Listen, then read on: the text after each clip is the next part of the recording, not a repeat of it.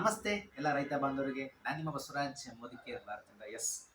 ಆ, ಮಳೆ ಅಂತೂ ಎಲ್ಲ ಕಡೆ ಪ್ರಾರಂಭವಾಗಿದೆ. ಖಂಡಿತವಾಗ್ಲೂ ಇವತ್ತು ರೈತ ಬಾಂಧವರು ಬಿತ್ತನೆಗೆ ಶುರು ಮಾಡ್ಕೊಳ್ತಾರೆ.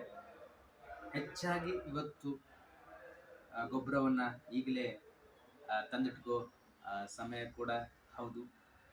ಹಾಗಾಗಿ ಈ ವಿಡಿಯೋ ಮಾಡೋದಕ್ಕೆ ಮೂಲ ಕಾರಣ, ಇವತ್ತು ರೈತರು ಬಹಳಷ್ಟು ರಾಸಾಯನಿಕ ಗೊಬ್ಬರವನ್ನು ಭೂಮಿಗೆ ಹಾಕೋದ್ರಿಂದ ಅದರ ಫಲವತ್ತತೆಯನ್ನು ಖಂಡಿತ ಹಾಳಾಗುತ್ತೆ, ಅವ್ರಿಗೂ ಗೊತ್ತು. ಆದರೆ ಇವತ್ತು ಸಾಕಷ್ಟು ಜನರ ಹತ್ತಿರ ನಾವು ಸಾವಯವ ಗೊಬ್ಬರ ಬಳಸ್ಕೊಳ್ಳಿ ಅಂತ ಹೇಳ್ತೀವಿ, ಆದರೆ ಸಾವಯವ ಗೊಬ್ಬರವನ್ನು ಯಾವ ರೀತಿ ಮಾಡಬೇಕಂತ ಬಹಳಷ್ಟು ಜನಕ್ಕೆ ಗೊತ್ತಿಲ್ಲ.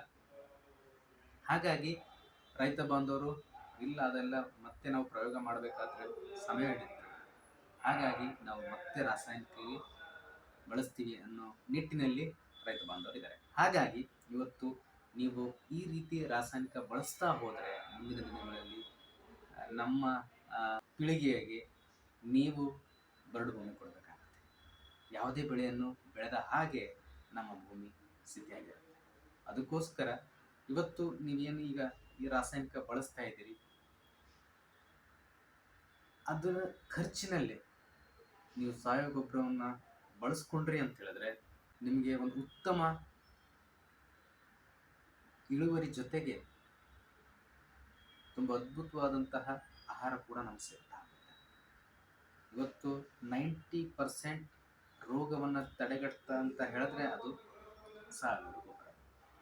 ಇವತ್ತು ನೀವು ನೋಡ್ತಾ ಇರ್ಬೋದು, ಎಷ್ಟೊಂದು ನಾನಾ ರೀತಿಯ ರೋಗಗಳು ಬರ್ತಾ ಇದೆ. ಕಾರಣ ಇಷ್ಟೇ, ನಾವು ಭೂಮಿಗೆ ಕೊಡ್ತಿರುವಂತಹ ರಾಸಾಯನಿಕ. ಇವತ್ತು ಎಲ್ಲ ಕಡೆ ನಾವು ಜಾತ್ರೆ ಮಕ್ಕಳು ಬಂದರೆ ಅನ್ನದ ದಾಸೋಹ ಮಾಡ್ತಾ ಇದ್ವಿ, ಆದರೆ ಇವತ್ತಿನ ಪರಿಸ್ಥಿತಿ ಏನಾಗ್ತಾ ಇದೆ ಅಂದರೆ ಇವತ್ತು ಆರೋಗ್ಯ ದಾಸೋಹ ಮಾಡ್ತಾ ಇದೆ. ನೀವು ಟಿ ವಿಯಲ್ಲಿ ನೋಡ್ಬೋದು, ಪೇಪರಲ್ಲಿ ನೋಡ್ಬೋದು, ಆರೋಗ್ಯ ದಾಸೋಹ.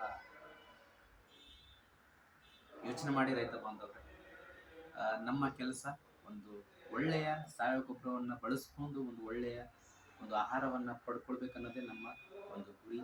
ಹಾಗಾಗಿ ಈ ಒಂದು ವಿಡಿಯೋ ಪ್ರತಿಯೊಬ್ಬ ರೈತ ಬಾಂಧವರಿಗೆ ತಲುಪಿಸಿ ಅಂತ ಹೇಳ್ತಾ, ಇನ್ನೂ ಯಾರು ನನ್ನ ಚಾನಲ್ ಸಬ್ಸ್ಕ್ರೈಬ್ ಮಾಡ್ಕೊಳ್ಳಿ. ಪ್ರತಿಯೊಂದು ರೈತರ ಒಂದು ಯಾವುದೇ ವಿಷಯಗಳು ಕೂಡ ಇದರಲ್ಲಿ ಬರುತ್ತೆ ಅಂತ ಹೇಳ್ತಾ, ಮತ್ತೆ ಮುಂದಿನ ವಿಡಿಯೋ ಸಿಗ್ತೀನಿ.